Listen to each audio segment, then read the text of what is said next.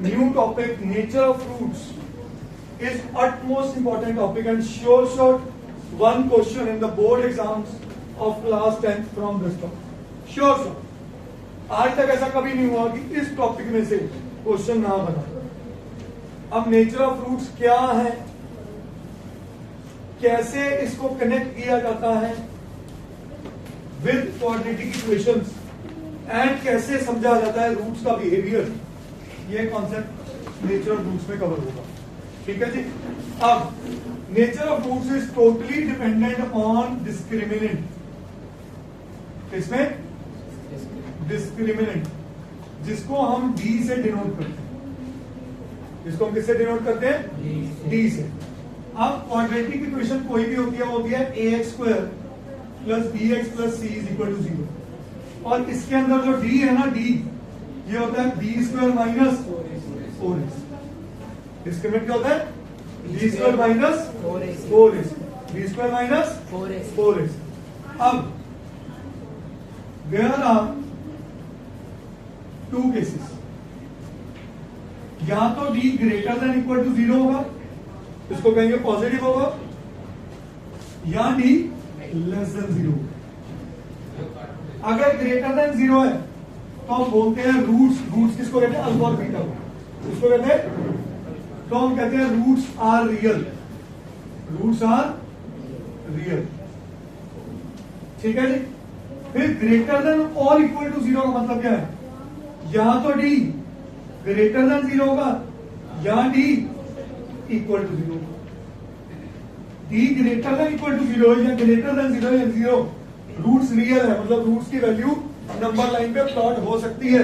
इसका मतलब इसका जो पैराबोला है क्वाड्रेटिक इक्वेशन का, वो नंबर लाइन को क्रॉस करेगा या टच करेगा, क्रॉस करेगा या टच करेगा। ठीक है। अब अगर d ग्रेटर देन 0 है तो हम बोलते हैं रूट्स आर डिस्टिंक्ट।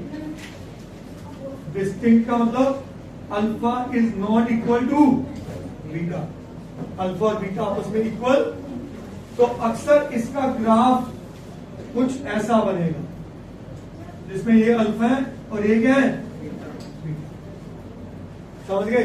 जब d ग्रेटर देन 0। और अगर d इक्वल टू 0 है, रूट्स रियल तो है but roots d equal to 0 पे रूट्स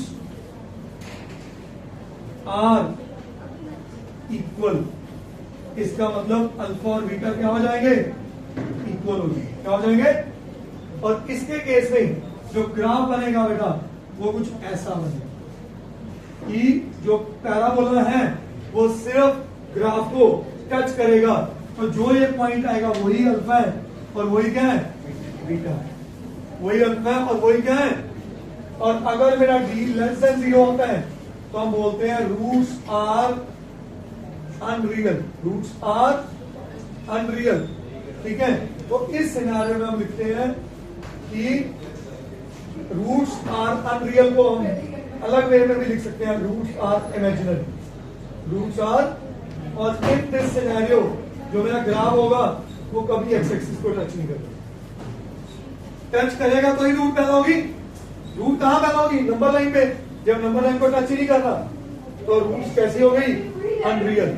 और +1 +2 की भाषा में एक चैप्टर आता है कॉम्प्लेक्स नंबर, उसमें वर्ड आता है इमेजिनरी नंबर, तो ये इमेजिनरी नंबर बन जाएगा। तो ये टेक्निकली आपके कोर्स का पार्ट नहीं है। कई बार d इज लेस देन 0 के ऊपर क्वेश्चन बन जाते हैं। We will have certain question in our assignment. ठीक है। ये समझ आ गया सबको? इसको याद करना है पूरी तरह। अगर कोई पूछे d लेस देन 0 तो roots are unreal, d greater than 0 roots are real and distinct, और d less than 0 roots are real and roots are unreal. और अगर d equal to 0 roots are real and equal. Alpha और beta क्या आ जाते हैं? Equal. क्या ये बात समझ आई सबको? Sure? Is that clear? Copy